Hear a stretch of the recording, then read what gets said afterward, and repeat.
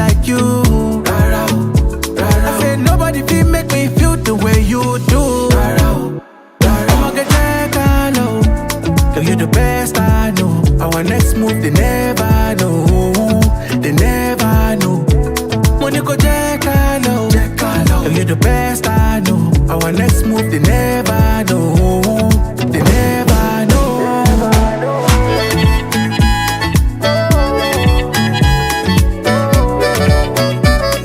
They never know.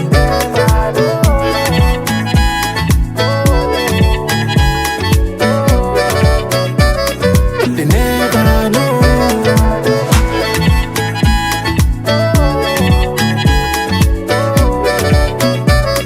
They never know.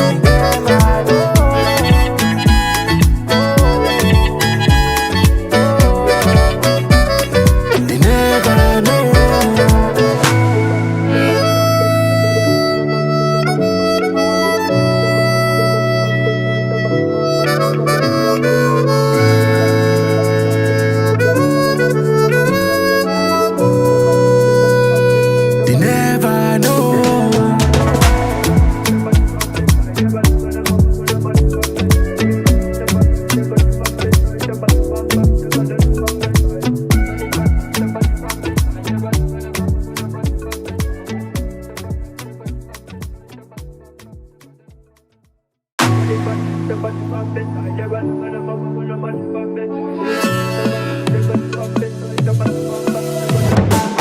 My lady, you know me, no fi give up on you never. Wanna be with you forever, forever, forever, forever. Oh baby, where we dey go? Now forward ever, backward never. Them they pray make we run down never, never, never, never. I'ma get that low. Girl, you the best I know. Our next move they never know. They never know. When you go check low. Girl, you the best I know. Our next move they never know. They never know.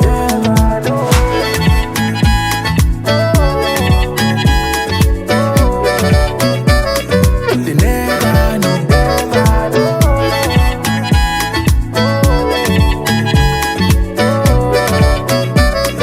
They never know. Without you, baby, the journey go too rough. So you know, girl, I be feeling this love. Even when I'm down, you wanna wait in this up. It's not blessing, I'ma not be luck. Baby, nobody feel day like you. I said nobody feel make me feel the way you do. I'ma get that low. Girl, you the best I know. Our next move they never know. They never know. When you go check low. Girl, you the best I know. Our next move they never know. They never know.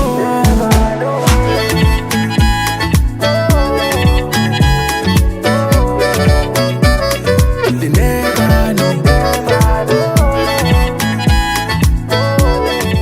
Let's go. There we go. Hi everybody, we're back on the Hohner YouTube channel. This is another episode of the Hohner Live. This is episode 148. I think we're going to do 2 more next year and then change things up a little. Thank you for joining us today. Let us know in the chat if you got any questions. Let us know from where you're tuning in. Really excited because we have one of the world's most influential harmonica players with us, Antonio Serrano. We'll be talking about his brand new Hohner signature harmonica and of course his recent National Music Award, which is an incredible milestone. You got to tell us about that. And it's a real honor to have you here. Let's dive in. Thank you for taking the time. Hello, Konstantin. It's my pleasure. And thank you very much for your invitation. I think this is the second time, right? That we... Yeah, and it's probably been like 4 to 5 years we did this last time.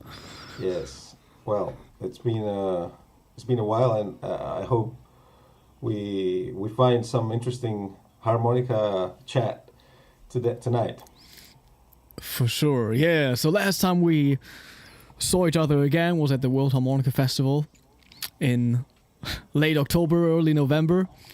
That was one of my highlights of the festival, joining you on stage and playing Spain together with Cy Leo. And then we also did When the Saints Go Marching In, right? With Rochelle Plus. Yes, I really didn't know very well like what to do 2 or 3 weeks before the festival, because I mean we all know each other. It's a harmonica event. It's not like in the old days where it was always a surprise. You never knew who was going to come and what they were doing. Now everybody knows what everybody does. So it's kind of difficult to surprise the harmonica community with anything. Yeah. So I say, man, I'm gonna play for a bunch of people that they all know what I do, and if they want to listen to that, they can go and listen to the record. I don't know. I mean, I was a little bit like trying to think about something, and I said, man, I think it's a great opportunity to share the stage with other colleagues that we don't really get the chance to hang very often, only in these festivals, and I think we should do it more. Like I always try to copy other musicians, and you see that saxophone players, they hang together, they play together, they make records together.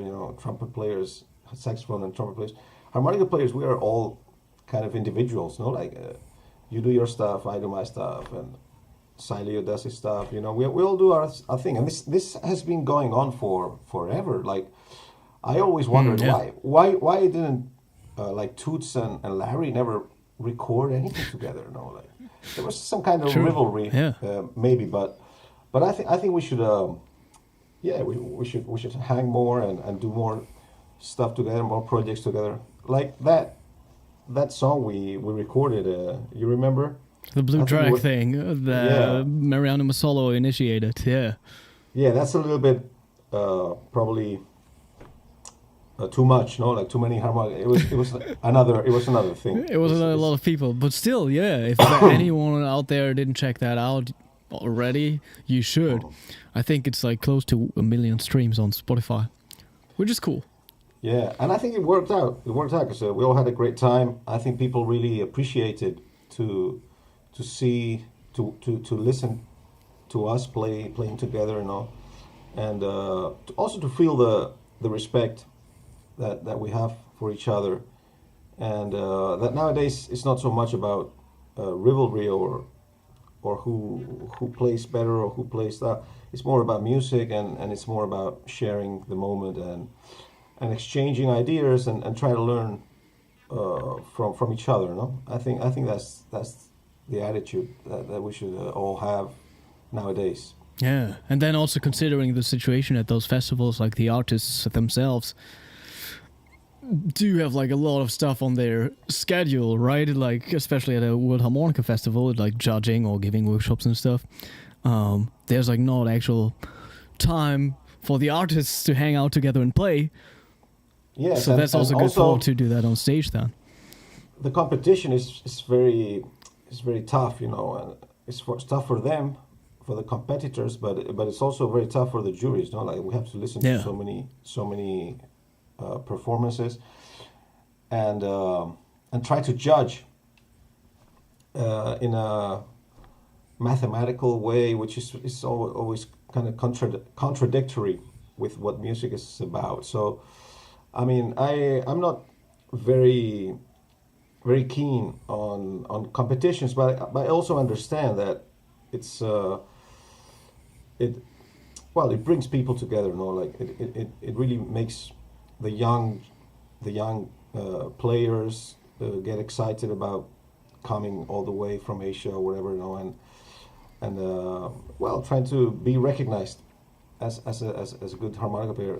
When I was a kid, it was stimulating for me to learn like the test pieces and to prepare for the competition was much more interesting actually than the actual competition. But without the competition, none of that would have happened. So I think maybe they're kind of necessary, or at least still. Maybe in the future we can just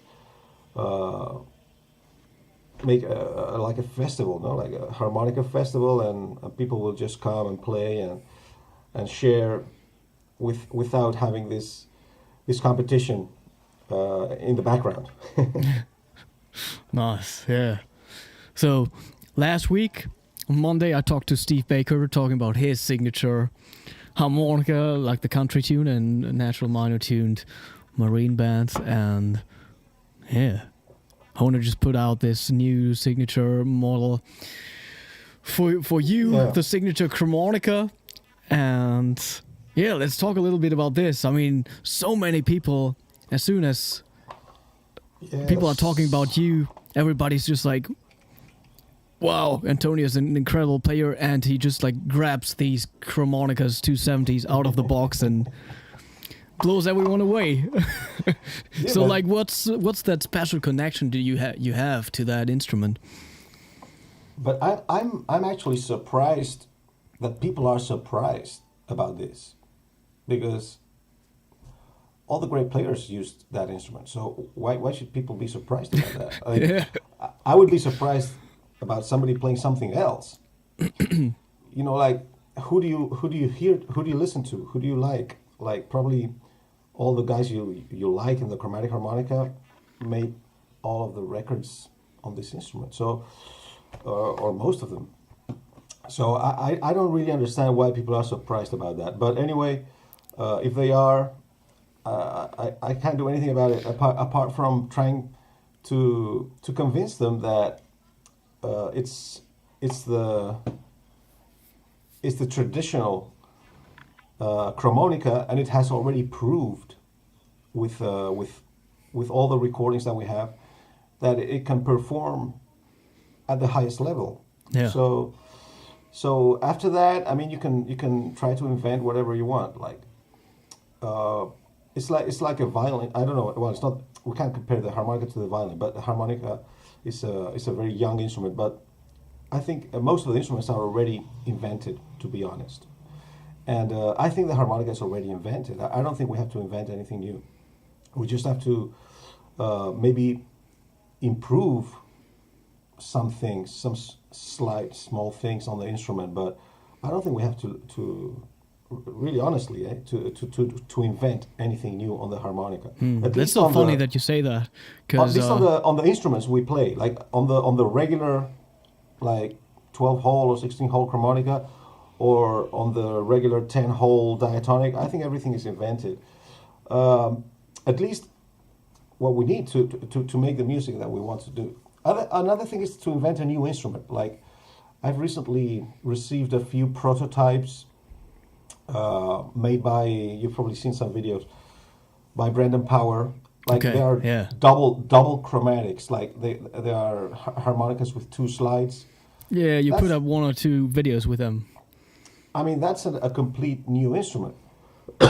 So obviously we have to find which combination of parts is the most appropriate and which size of the instruments is best. But in the chromatic harmonica and in the diatonic harmonica, I really think the instrument is already invented. And this is the one I prefer.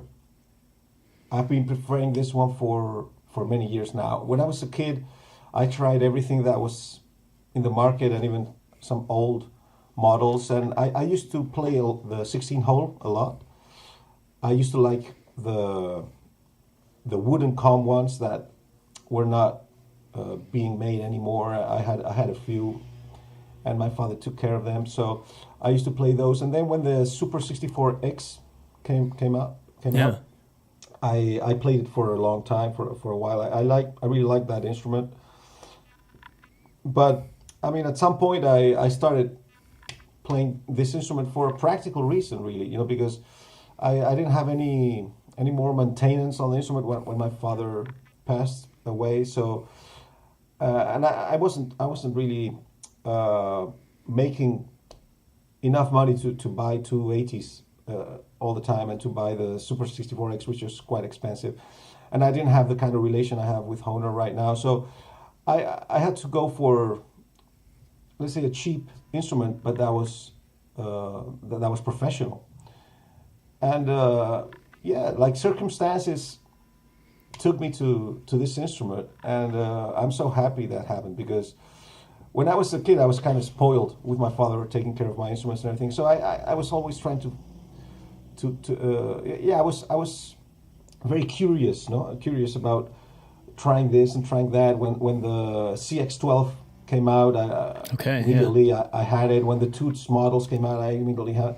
Every time something came out, I wanted to try it, and I enjoyed it for a while and that. But I don't know. In the end, like circumstances took me to this instrument, and I've tried other instruments, but I don't know if it's because I'm already used to this, or what. But I don't feel the same warmness in the sound and in the playability in other models or other brands or. I sometimes think it's obviously I'm a Hohner player, but sometimes I say I'm not sure if I should specify a little bit more. Like I'm a 270 player, you know. Yeah, right. Like because even other models, other chromatic harmonica models of Hohner are very different to this instrument. So even the same brand has a lot of different options and very, very, very different ones. So, I mean, this is my personal choice, and I'm so happy that Hohner has made one with my name on it. I don't know if you can see it on the screen. Yeah, you can. It says. Go a little further away from the cam, but. No, this is not the one. It was this one. Sorry. Can you see the name there? Yeah, now it slowly focuses. Yeah. That works. Yeah, that's basically the signature model, and there's a small difference between the regular 270 and this one, and is that the reed plates are assembled with screws. Okay, I think the only problem I see on the regular traditional 270 is that maintenance is very difficult. Even I don't know if it's possible to open the harmonica completely and put it back together in the same way, because it was assembled with screws. So no, with screws, no, with nails. So I'm not sure if the nails can really keep the airtightness that you need after you've opened it and you've closed it again. I know there are nails that are a little bit bigger to put on the instrument after you've opened it, but then you can only open it once. Oh yeah. So I don't know. I mean, my father used to do lots of things with harmonicas, and he used to open them, he used to close them, he used to, and he managed to do maintenance on the 270, but it's not something anyone can do, no. And if you have screws, it's just so easy, like to dismantle it, then put it back together. And I think that's great, because then if you have some problems with the valves, which is one of the issues that we have to deal with when we play chromatic harmonica, is the valves getting sticky after a while. Well, it's just easy to change them. A valve is really easy to change. Then about changing reeds and that, I'm not familiar with it. I'm not sure if it's worth it, honestly, also to change reeds. The effort it takes. I don't know if they really sound exactly the same as if they were new after you've changed the reeds. That's the thing also. Yeah. So I don't get into changing reeds to that. But if I have to change a valve or anything, now it's very easy. Also, the mouthpiece is chrome plated, so it will stay nice and clean and bright, and also for some people that are very sensitive to certain kinds of metals, that's also good, because you won't have any allergies or sensibility to that metal, no, which is chrome plated. That's basically it. Also, in the first ideas that we talked about with Hohner, I wanted the instrument to be available in every key. Oh yeah. yeah, that's something I've been talking about many years now, and I'm also more and more convinced that that's really the uh, like the mindset that a chromatic harmonica player has to have, more similar to diatonic players, no? Like try to pick up the instrument that is better for a particular piece or a particular key. I really believe we have to start experimenting with that more and more. I know it's a little bit tricky because, well, many chromatic harmonica players read music, and they play from the sheet. And if you start changing instruments, you have to start transposing and changing clefs and key signatures and that. And I know that's very complicated at the beginning, no, for somebody that is only a regular reader, let's say, no. Yeah. But other people from other musicians that play other instruments have got used to that. Like, for example, horn players, you know, like French horn players, they have to transpose all the time because they have horns in every key almost, and the music that they receive when they sit on an orchestra sometimes is written for one kind of horn with two other. So they are used to transposing all the time from one thing to the other. And for example, trumpet players also use it a little bit, especially classical trumpet players, because they play piccolos and all kinds of trumpets in different keys.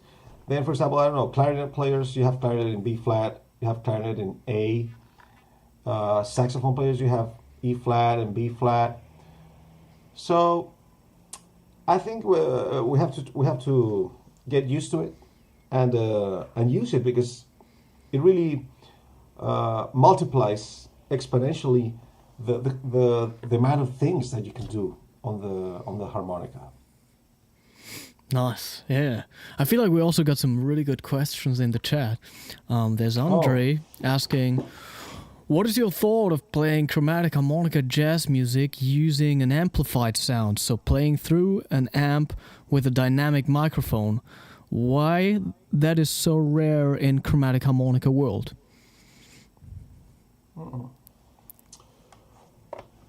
To be honest, I don't know why it's so rare. I don't know why it's so rare. It's probably because we are very lazy to carry the amplifier. Like, and we just sound through the sound system, because we don't use like a distorted sound to play, for example, jazz. We normally like to have a clean sound. So if you want a clean sound, you can get it through an amp, but you can also get it through the house, and it's just more comfortable to just come and play through the system. I think it's because of that. I've used amplifiers sometimes when there's no sound system. Of course. I have, and if you have a nice acoustic instrument amp, it works. But I think it's basically because it's just more, it's easier and more comfortable to sound through the system, and you're gonna have also a nice reverb. That's what you really need, like a nice reverb, and you want to sound through the system. You want to sound through the system, but I don't see any particular reason why you shouldn't do it if you want to do it. Like, it's perfectly okay. Nice, yeah. Like, well, what's something you were telling sound engineers during concerts or sound checks concerning your reverb? What do I tell them, you mean? Yeah. Yeah. Well, you know, I feel a little bit embarrassed about this, because after so many years playing the harmonica, I should know exactly what I need. I should know what I want. Yeah. But I still haven't learned how to communicate with sound engineers, to be honest. Like, I always tell them to to look for a warm, sweet sound. I always tell them that the harmonica is kind of harsh. The sound is a little bit harsh, and especially if you play on the microphone like this. No, if you play Okay, right. with the harmonica, with a microphone very very close to the harmonica, the sound is harsh. So it needs help. I always tell them that I need a little bit of help. So they experiment, and normally they find the right thing. You know, I always trust them. And I found out that if the engineer knows what he's doing and he knows about his job, he's gonna do it immediately, like very fast. And when he doesn't know, it doesn't really matter what you ask him, because he's not gonna be able to find it. I don't know why. Sometimes it's very complicated to get the reverb to sound on the monitors. Oh yeah. Like you get the reverb outside, but you ask them for some reverb on the monitor, and sometimes it takes time. It takes a lot of time to get them to put the reverb on the monitor. But I don't know exactly what to ask for. I know I need something like between 1 and 3 seconds, more or less. I don't know, 1.5 or 2. It depends on the hole, also. No? Yeah. And I also know that I don't want like any delay. I don't want any pre-delay. Any. I don't want anything apart from reverb, because sometimes or chorus. You know, sometimes they mix different effects, and I don't like that. I always tell them just only reverb, and you figure it out if it's a plate or a hall or whatever you need. Normally they know what to do. Okay, yeah. There's John in the chat asking, "Hi guys, Antonio, I believe your signature harmonica has square mouthpiece holes. Is there any benefit to this over round holes?" For me, the square holes serve as a reference, because it's the round holes are very smooth, very very smooth. You don't feel the difference between being on one hole and on the other. And I think the square holes, like the edges, I can feel them, and I can actually I feel more safe, because I know better where I am. Okay. It makes me feel more, but I don't know if that's subjective or if it's something real. But I do know, I do feel when I pick up one with round holes that I feel I can miss a note or something. If I do a jump, or I don't know, I feel more in place with the square holes. They serve as a reference for me. Also, when I do double stops, like my tongue is more used to Of course. on the square holes. I prefer them. Yeah. Yeah. There's Chris. He says, "You play both tongue blocking and corner switching as well as pucker on your recordings. It's marvelous. Can you elaborate? Toot Soul Station as an example." Ah, yeah. You know what he refers to? Yeah. Well, you know, that song, Soul Station, I found a way to play the intro that he plays on the guitar, to play it on the harmonica, and it works very nice. I think that's on a harmonica. But that's kind of, it's quite easy. It's like,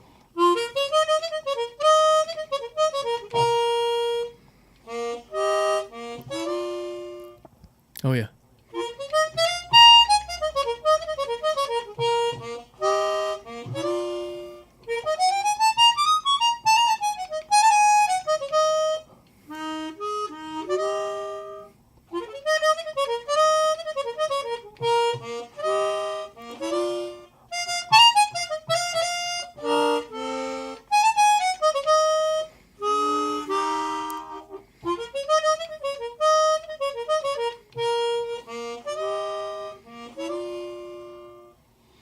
yeah, I don't play exactly 100% what he's doing on the guitar, but I did the arrangement according to that, which is very musical and very very beautiful.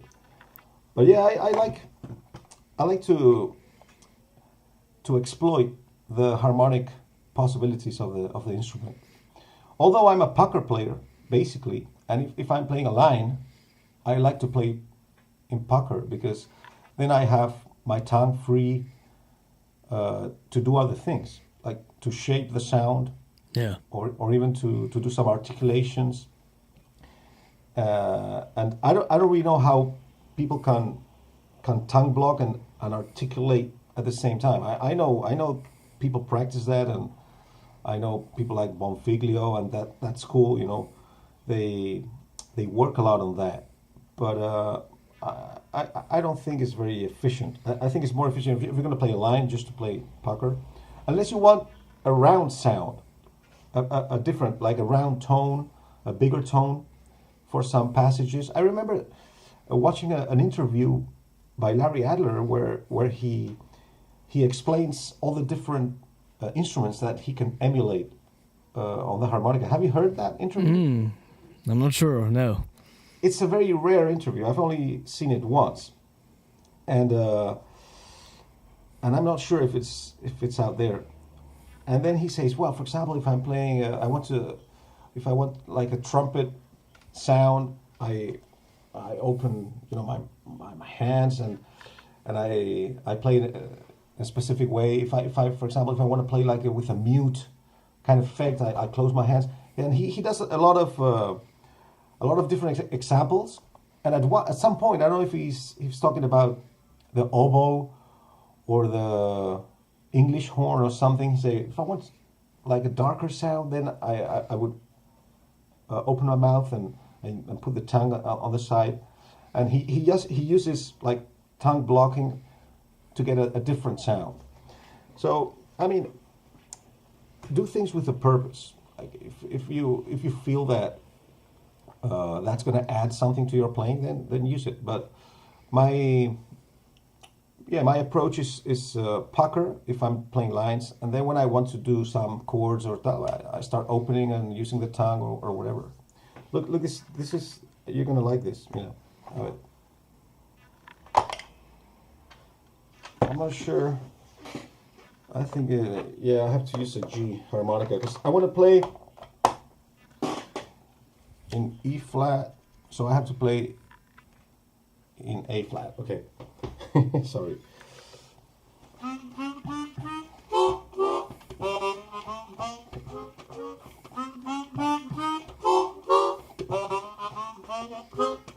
That's a chameleon, for example, no? Like a groove, that famous.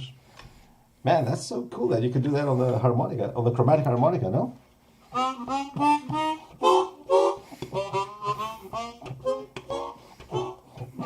Sorry.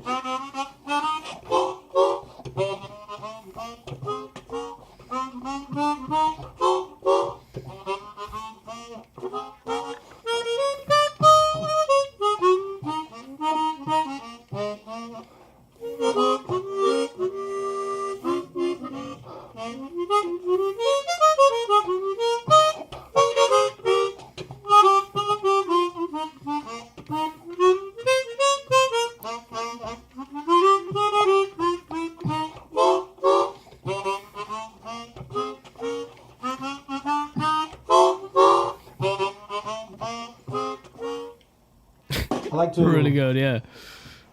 To get like try to figure out a groove or something I can do, like a vamp, and then practice over that. I the first thing I did on that direction was the I Got Rhythm thing, no?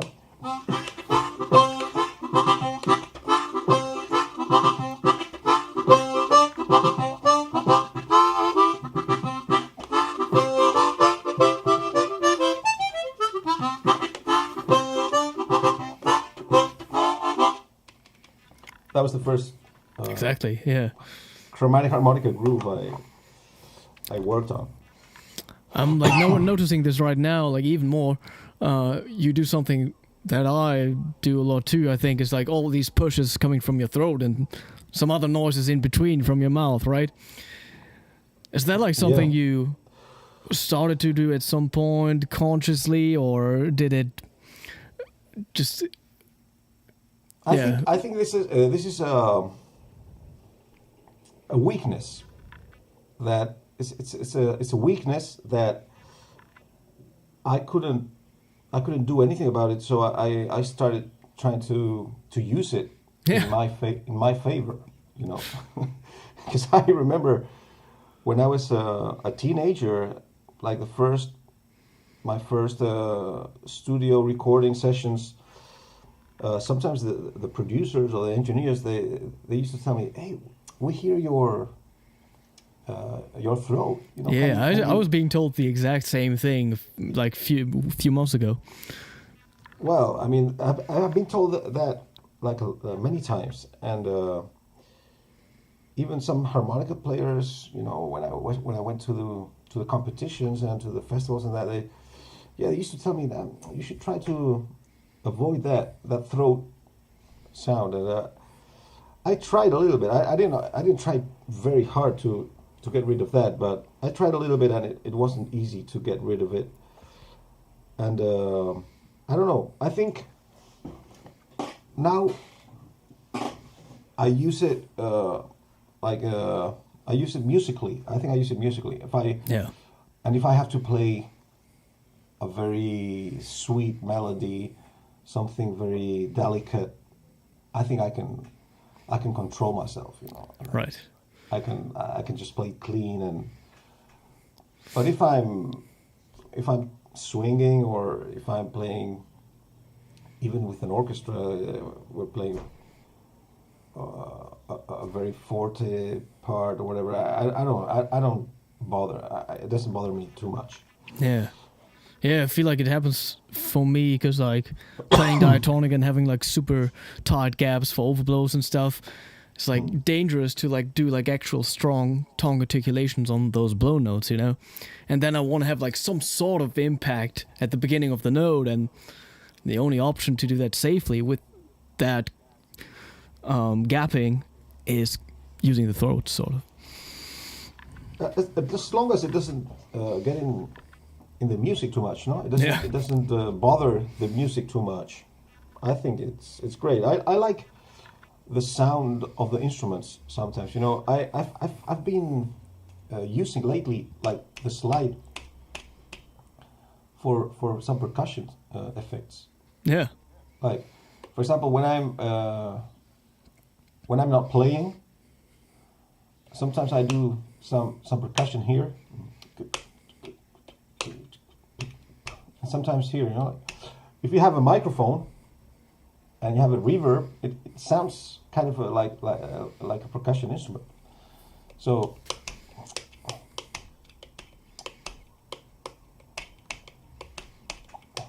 I don't know if you can hear it, but yeah, definitely. But I use that also. And some people say, "Oh, the 270 slide, it sounds too much." Well, it doesn't bother me, and if I have the opportunity, I will use it as a percussion instrument. Yeah. Man, we got so many questions in the chat. There's Marcos Cole. Hey, Come on, brothers. hombre! Marco! I have a question for Antonio. Can a person without lungs play harmonica? Man, he's so funny, because I said that once. In a master class for Chile. I remember. Yeah, we laughed so much. Yeah, because if you just play with your cheeks, you know, without, like, if you play very fast, there's just not enough time for the air to get in your lungs and come out. Like, if you're playing and you're alternating between blow and draw, the air just stays in your mouth. And maybe the action comes from the lungs, but you can also create that action from your legs, from your cheeks. So that's why I ended up my phrase saying that even a person without lungs could play harmonica, and it's true. I mean, he couldn't play long notes. But he could play things like,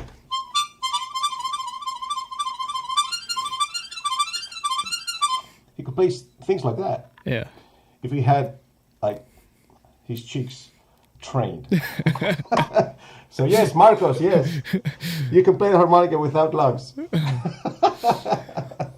Cathal Johnson. Hi guys, Antonio. Do you personally prefer thicker reed plates on a chromatic, or do you find 1.05 millimeters is already the sweet spot for response and tone?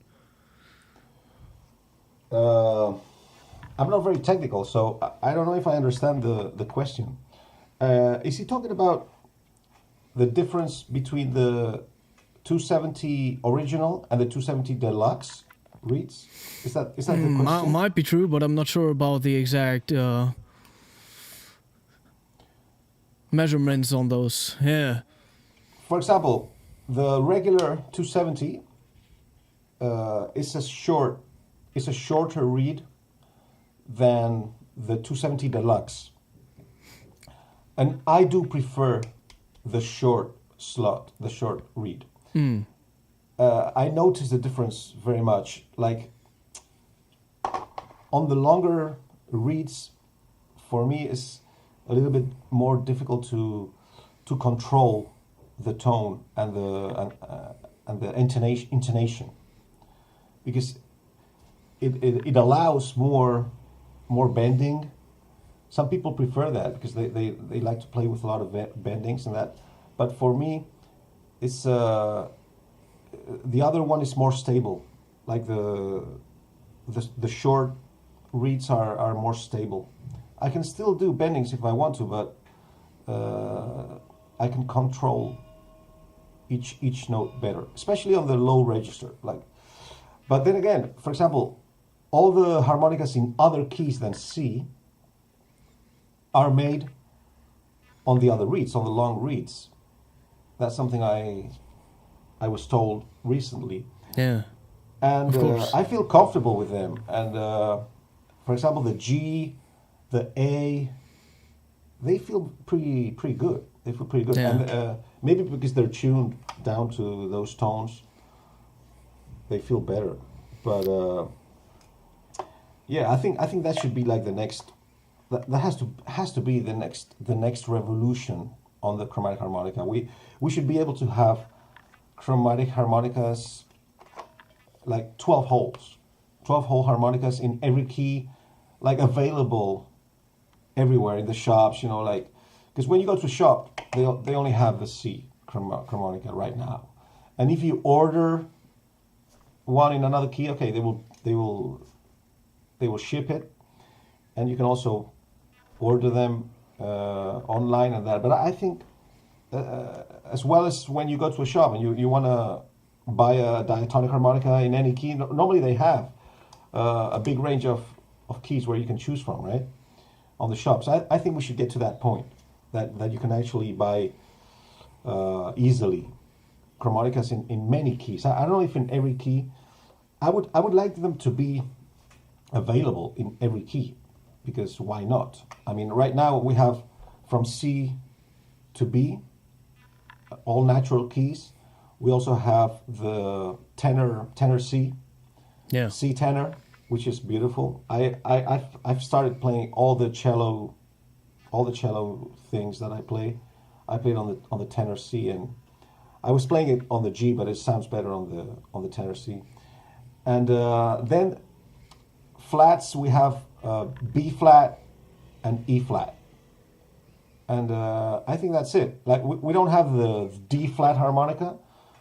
We still don't have the G flat harmonica, and we still don't have the A flat harmonica. So when I was in Trossingen this time, I was talking with the engineers there, and we actually designed the tuning of those reed plates so that we can start making them, because I think it's important that that's available, you know, because there might be somebody that wants to use it for some, because you never know what combination you're going to need. Like, Yeah. for example, there's a song I was working on recently. I also played it there, but I played there in Trossingen in another key, which is a Splanky from Count Basie. That's a blues in D flat, and there's a very very famous big band arrangement, like a shout chorus that's very famous, which goes.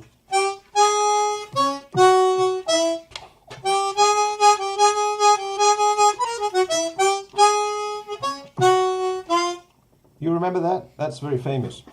So Okay. the first chord is the first note is the flat 5 and then it goes to 5, no? Yeah. But the first chord is the 1 and it's a 9 or 13, it's a blues chord. So if you play, let's say in A flat, if you play in A flat and you press the button, when you draw, you have the 3rd, the 5th, the 7th, and the 9th of A flat.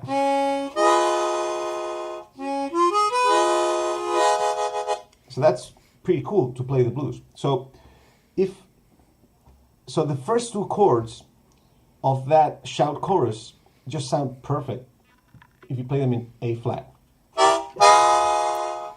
Yeah.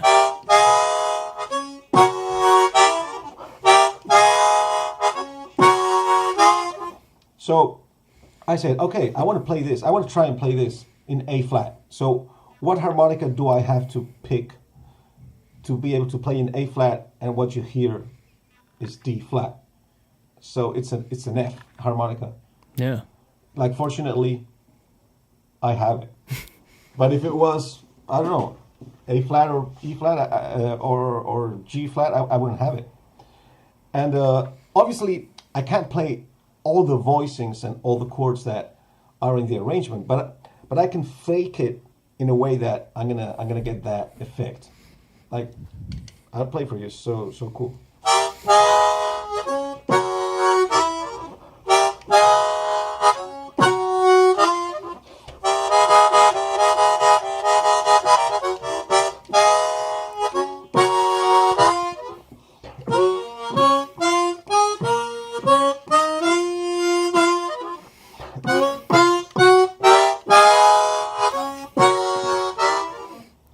And then there's like it's beautiful.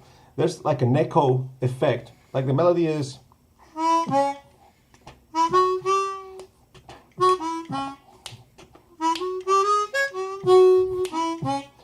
There's at the second time they play the melody, there's an echo effect.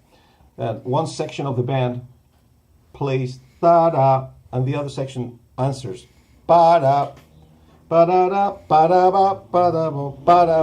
So I like to create that effect too, like playing first on the low octave and then play octaves 1 octave higher. Like, for example, 1, 2, 1, 2.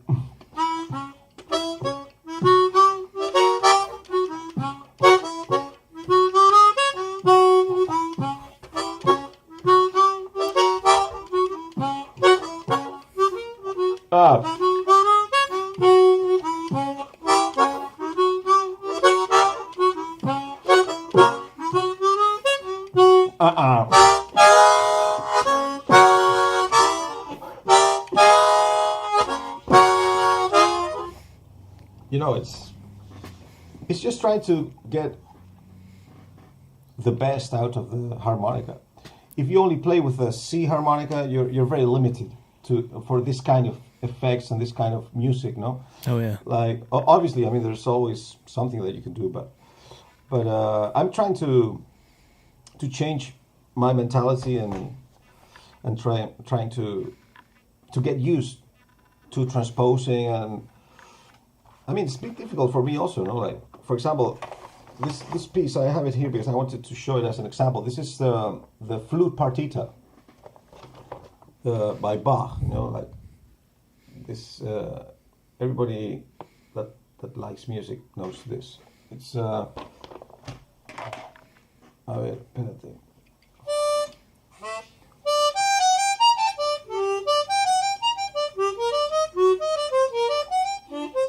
Is that piece, right? Yeah. Well, that's originally written in A minor, and it's playable. I'm not saying it's not playable, but it's actually more playable in other keys.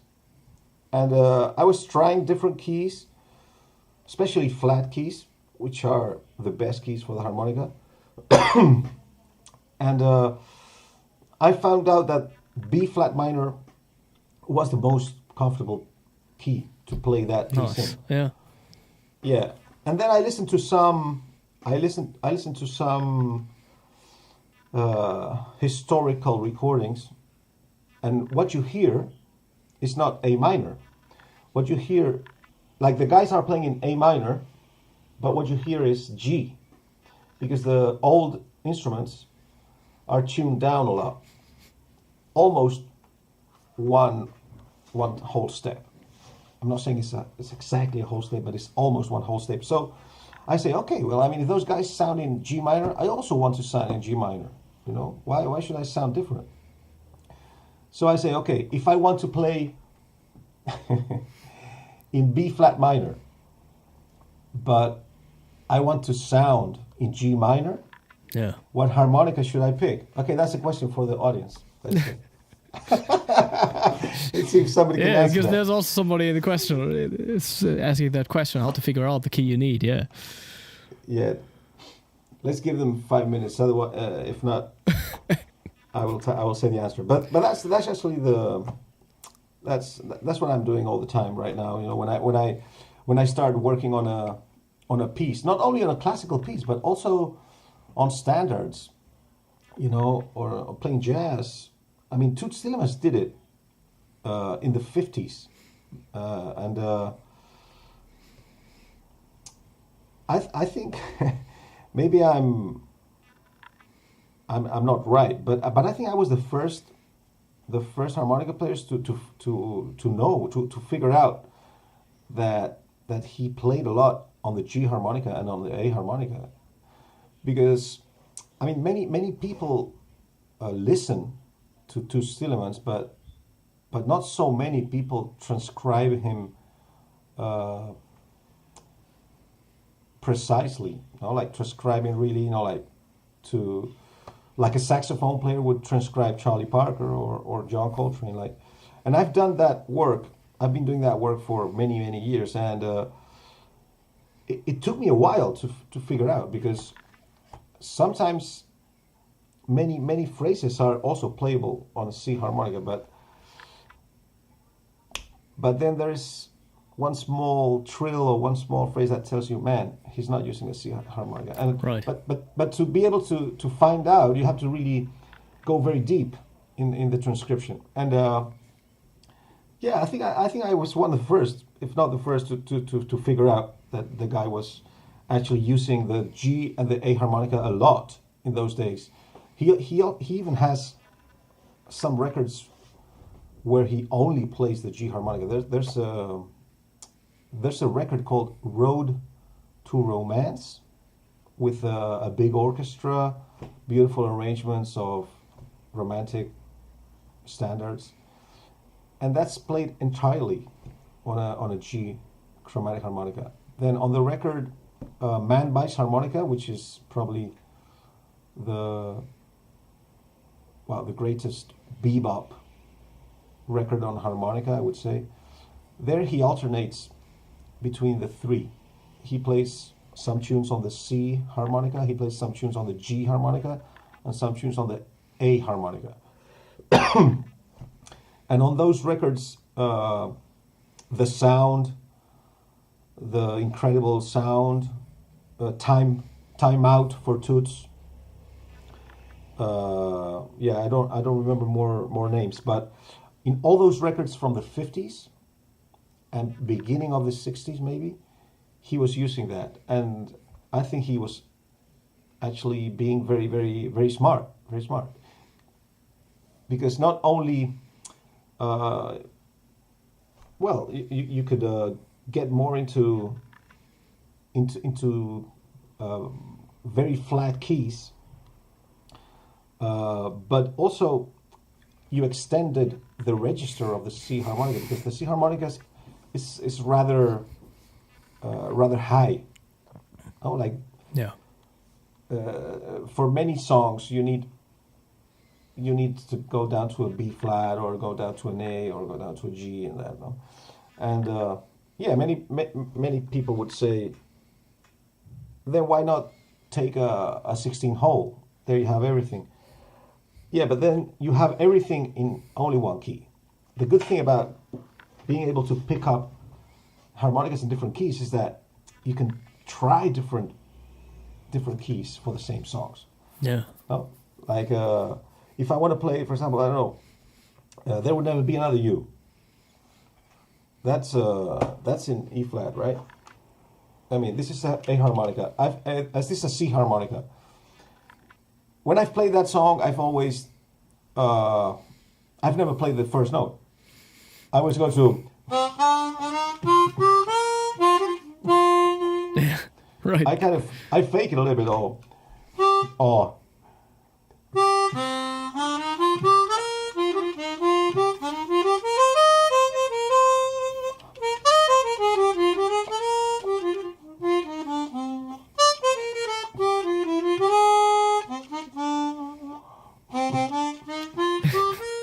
Yeah, I mean, you can't play the B flat. But if you get a G harmonica, you're going to play the song in A flat, and you're going to have the extra note.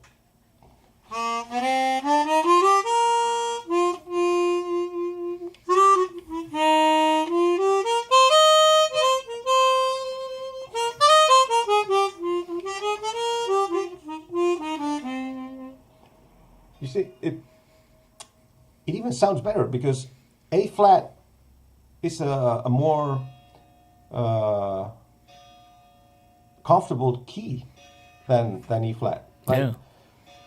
For the harmonica, so it's a win-win situation. Like it makes the song more playable, the key more playable, and you get the extra notes on the bottom. I don't know. I really think that's the mindset that we have to try and incorporate. Yeah, you know, true. Like me chromatic trying to players. play some chromatic and like getting into some of these Arabic tunes and stuff. You're gonna notice that too. I noticed that too. Maybe I should get out the key chromatics and stuff for some of the ornamentations and stuff. And then also like all the flute guys in these Arabic countries, they travel with whatever 20 different flutes, right? Yeah. And they all different keys. So yeah. Yeah, it's a little bit arrogant, in my opinion, to think that you can play everything on a C chromatic harmonica. I mean, it's a wonderful instrument, it's a beautiful instrument, but it has a lot of peculiarities and limitations and things that, put it this way, the harmonica is an instrument built around a key.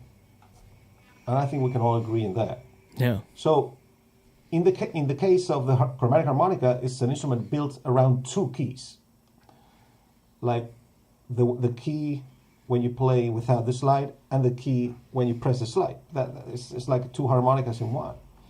So, all the keys that are around those two keys are the ones that are going to sound better. And also, I have an opinion on which keys play better than others on the chromatic harmonica, and I think the keys that contain both a natural C and a natural F, those are the keys that play better. Oh yeah. Because those are the two notes that you can play in different ways. Exactly. So you can choose if you want to play it as a draw note, or if you want to play it as a blow note, or even if you want to play with the slide or without the slide. So the thing that you have different fingerings, you know, gives you more possibilities, more phrasing possibilities. And so, for example, the worst keys are the keys that don't contain any of those notes. Like, for example, A major. All the sharp keys now, like E major, D major. You know, D major is quite simple because it only has two sharps, but But for the harmonica, it's very uncomfortable. It's very uncomfortable. Like E flat, which also has two flats. It's the best. It's much more appropriate for the instrument than D major. And on another instrument, it would probably be, it would have the same difficulty, like for the piano, I think it's the same to play in D major or in E flat. It doesn't make so much difference. Yeah. Yeah, we got like wild guesses about the perfect key to pick. Really? No, it's very easy. Okay, did anybody say A, harmonica? Not really. No. Okay, well, it's actually, you have to pick up an A harmonica. And the reason for that is that you want to sound in G, but you want to play in B flat minor. So you have to find a harmonica that when you play a B flat, Yeah. what you hear is a G. So if when you play a B flat, what you hear is a G, the B flat is like 2 half steps from the C, right? And the C is where the key of the instrument is. So if the B flat sounds like a G, the C is going to sound like an A. So I have to pick up a harmonica in A in order to sound in G while playing in B flat. Nice. That's a good ending for this conversation. Yeah. Yeah, we don't want to take away too much of your time. You think we want to go through these last questions like quickly? Okay, let's see. Like quick answers. Do we have so many questions? Oh yeah. Let's see. Oh yeah, Cathal Johnson. Like he actually asked about like the thickness of the reeds. Like, do you have like any preference there? I don't know anything about the thickness of the reeds. I like the thickness of the regular reeds on the 270. Okay. That's what I can say. I don't know. I don't know if I've tried reeds of different thicknesses that I appreciated the difference, or I don't know. The reeds I feel more comfortable with are the ones on the 270, and I don't really know what's the thickness. I don't know if they're thick or not, to be honest. Okay. There's Woozer asking, can you explain what corner switching is to a beginner, please? Yeah, I don't use corner switching myself, but I can tell you what it is. Okay, there's a thing called tongue switching, which is slightly different, which means that if this is your mouth, you're opening your mouth and you are covering, let's say, 4 holes, okay, with your mouth. And your tongue switching means that you switch your tongue from one place to another in order to play the hole that's on one side or on the other. So you can play that interval just by switching your tongue a little bit, okay? So that would be, I'm going to get like an octave, and I'm going to put the tongue all to the left. No, that's to the right, sorry. I'm moving my tongue. I'm not moving the harmonica, I'm just moving the tongue, switching the tongue from one side to the other. And you do the interval without moving the instrument. That's tongue switching. And corner switching is similar, but it's not exactly that. Corner switching is that your tongue is still on the instrument, okay? And you open one corner or the other. I've never used that, but that's what it is. Like, I don't even know if I can do it. Let's see.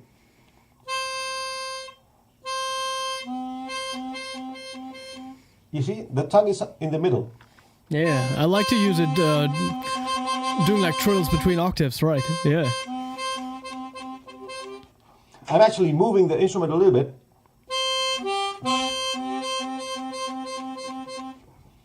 You know, so it's slightly different, but the principle is more or less the same.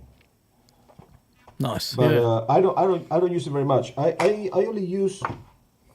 I like doing some counterpoint things whenever I can. And I want to show you a thing I do on this partita, which I'm very proud of. Look, on the second, no, on the third movement, it's a very slow movement, and I do this like two parts thing, okay? Oh.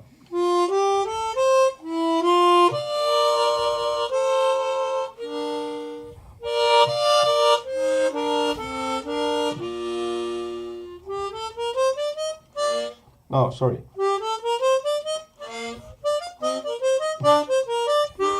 I have to open very much, so sometimes I'm not precise enough, but listen to it.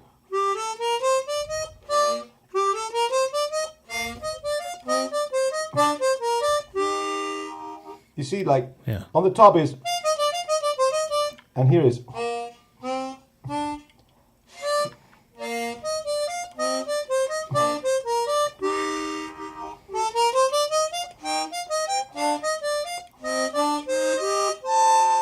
Look at that. Here is, and here.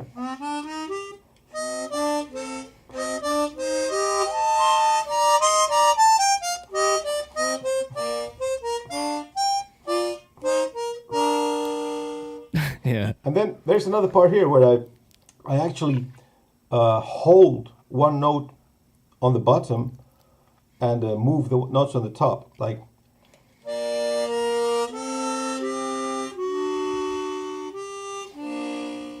That's cool.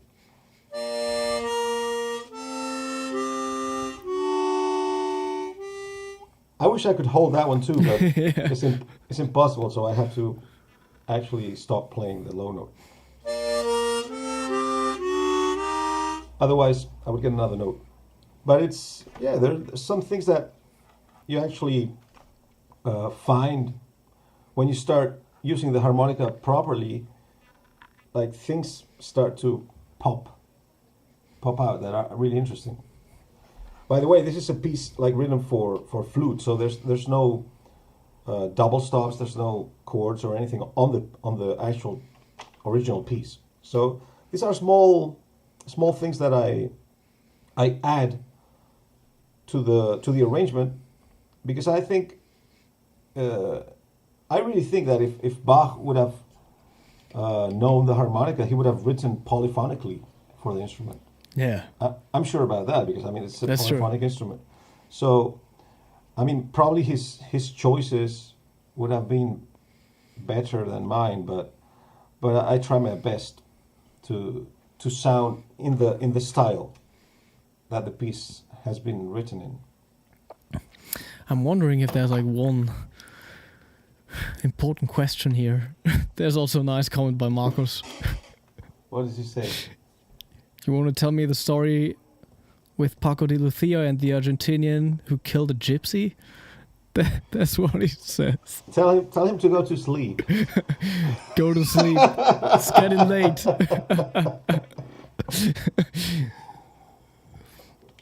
But yeah, I think that was helpful, the way you explained like how to pick the right key, because like many people were asking about that.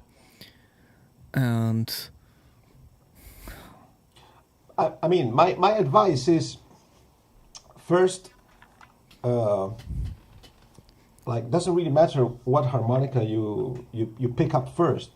I think the most important thing is whatever you want to play, try to play it in different keys. Okay?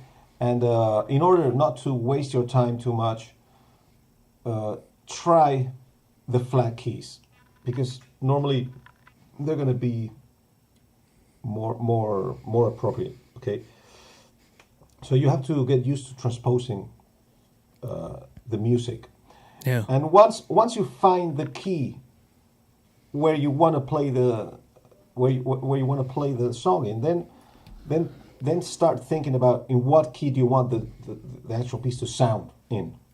and that's where you have to do the calculation. That's the moment. Don't do the calculation before, because if you don't even know in what key you want to play the song, so like calculating that is the last thing, and it's I mean it's simple arithmetics. It's very simple. It's just trying to find you have to know intervals. You have to know the intervals well. You have to know what a major third is, what a second is. You know, like you have to be able to think at different intervals. You know? Like Yeah.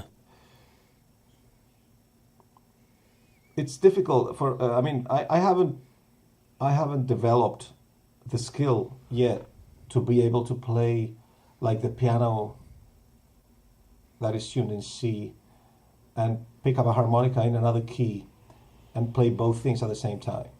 Like I haven't developed that skill. Like the only guy I've seen doing that is Howard Levy, and you need like two brains, or at least you have to develop a kind of independence or a skill to play like in two keys at the same time. I don't really know how he thinks about that. Do you know? I think he started out playing G harmonicas. Sorry? You know, he started out playing G harmonicas very early on. Like that's where he has like the direct connection to the piano keyboard. Okay, so he plays. So that's why he likes to play the G harmonica a lot. I mean, it's also the lowest one. It's like nicer in terms of harshness and stuff. So. But what I mean is, what is he thinking in his mind when he's playing on the left hand on a C tuned piano, like a regular piano? That when you play a C, you get a C, and on the harmonica, that if he's playing a G harmonica, when he plays a C, he's gonna hear a G. Yeah. So I mean, I've tried to do that a little bit on the like on other key harmonicas, yeah. Yeah, and I still can't do it. I don't really know how to practice that. I don't know if you know what's the process that he does, that he uses.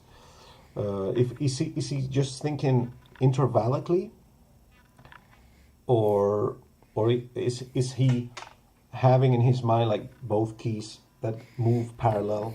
Yeah. Like, I mean, I guess if I would get into it, I would do the intervallic thing. Yeah. Yeah. When I've done it a little bit, I actually think intervallically, and that makes me like crash less, you know, because it gets to a point where you crash, like you start playing the harmonica in the key of the piano, or vice versa, and everything goes bad. Especially if there are like a lot of key changes within the piece. Yeah. No, I'm talking about a simple song. I don't know, a basic song. But well, I don't know. That's also a great exercise to do, but that needs a lot of practice, and I don't know. I haven't dedicated enough time to that yet. Yeah. I alluded to this earlier. Might be a good way to close this off. Yeah, congratulations on your recent award. Like, can you tell the audience about that? Like, what exactly is that? And I don't want to even try to pronounce it. The Premio National Music Award for for contemporary music. Contemporary music, yeah. It's a national music award.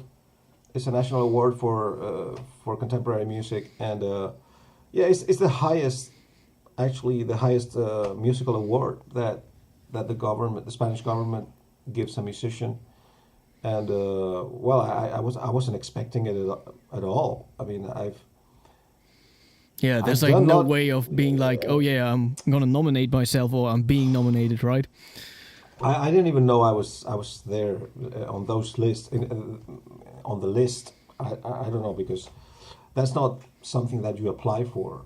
Like, it's people from the culture in Spain, and some people from the cultural ministry, that they well, they have their meetings, and each of them suggests a few names, and then they discuss, and eventually they give the prize. So, I mean, it's a prize given by people of culture, you know, like intellectuals and musicians and writers. I don't know, like people that very very much related to culture. So it made me really happy, and especially I think this is very important for the instrument itself, that there's a national serious, you know, like recognition to a musician that plays the harmonica, because I've always tried to take the instrument like very seriously, and to try to treat the instrument in the same way a violin player would treat the violin or any other instrument. And well, it's had an impact, you know, and people have actually recognized it. So I feel very very happy that all this work that I've been doing all my life, because I think that's what we should do. It has achieved some kind of recognition, you know, like important recognition, and I hope that my colleagues, you know, and other harmonica players, well, see this as a proof that the harmonica should be treated in a serious way, you know, and we should try and dignify the instrument through hard work, you know, and through really trying to explore, you know, and extend the possibilities of the instrument. Not only have fun with the instrument, which is great, no, like the harmonica is a great instrument to have fun with, because it's easy to get some kind of harmonic sound from, you know. It brings certain musical things with it, you know. It comes with you just go like it, and that's music. It's wonderful music. People have to practice for years on other instruments Yeah. to be able to do this now. So it's an instrument that comes with some kind of music in it. So it's very easy to just have fun, and that's it. So, you know, I always try to walk away from that. You know, I always try to say, okay, that's there, and we have that, but let's work on what's not there, or let's work on what's not so evident. I don't know. I'm really happy for, well, to see that the work I've done on the instrument has actually got some recognition, and I think it's a good example for other harmonica players to keep working hard and taking music seriously through the harmonica. That's what I can say. Nice. Yeah. Man, that was awesome. We had some really good questions in the chat. We couldn't really get to all of them, but most of them. And yeah, it was fantastic to have you on. Well, it was a pleasure. I didn't have too much time, but in the end, we have been talking like over an hour. And I have all my family there waiting. This is like dinner time in Spain, you know. I don't know in your country, but here is dinner time, you know, like. Exactly. So, but it's been very very nice, and wow, it's great that we had some people listening and asking questions. Even Marcus making some fun of my answers. Okay. Really good. Yeah, so this was the last Hohner Live of 2025. Happy holidays, everyone. Happy New Year. And I'm gonna see you next time for more Hohner Lives in January. Until we reach episode 150. Yeah. Thanks, Antonio. Okay, goodbye. Thank you, and have a nice holiday, all of you too. Thank you. Bye-bye.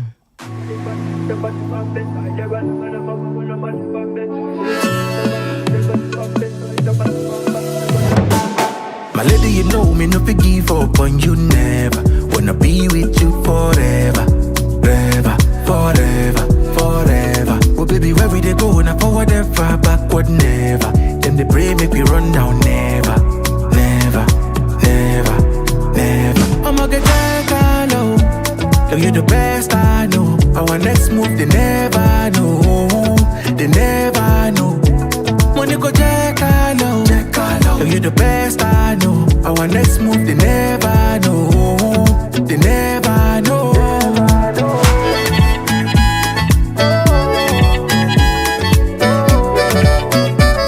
They never know.